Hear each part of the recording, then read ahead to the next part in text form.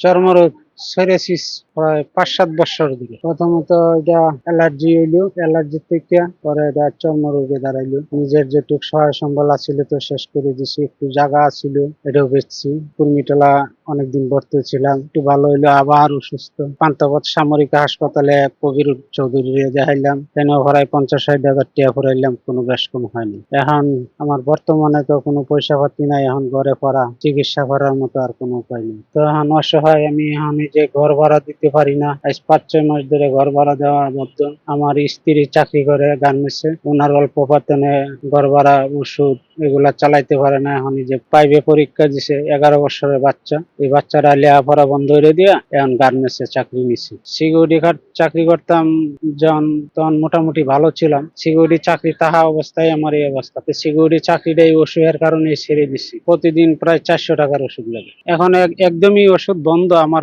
কোনো টাকা পয়সা নাই, আমি ওষুধ কিনতে পারি না। এখন যে আমার যে ঘরের ফ্যামিলির যে সংসারী খরচা, এইটাই আমি চালাইতে কষ্ট হয়। প্রথমে এই ডাইন পাও একটা গুড়া হয়েছিল, ওই গুড়াটা থেকে আস্তে আস্তে শুরু, এটা আস্তে আস্তে আস্তে আস্তে সরাই গেছে। এই সরানি থেকে এই পর্যন্ত শুরু। এটা বিগত 1.5 বছরে যা ছিল আমার সব শেষ, প্রায় 10-12 লাখ টাকা পুরাইছি। পছন্দরা এই যে পাও, এই যে মেরুদণ্ড পছন্দরা, মাথা আছে, হাতে আছে, হাতগুলা পছন্দরা, এই যে এটি সারাদিন চুলকায়, পানি পরে, গোসল করা যায় না। এই 27 দিন 10 দিন পর পর একটু গোসল করি, প্রচুর সমস্যা হয়। লাস্টে যখন কুর্মিটোলা হাসপাতাল আইলাম, তখন ডাক্তাররা বলছিল ইন্ডিয়া যাওয়ার মতো। ইন্ডিয়া যাওয়ার মতো তো আমার এরকম সামর্থ্য নাই। এখন যদি সরকার যদি একটু আমার দিকে একটু তাকাইতো, প্রতিষ্ঠিত, তাহলে আমার লাগে একটু সহযোগিতা হতো, তাহলে আমি চিকিৎসা করতে পারতাম, ইন্ডিয়া যেতে পারতাম। এরকম একটু চিকিৎসা হইলে হয়তো আমি ভালো হইতাম। 11 বছর ধরে এই পরিস্থিতি।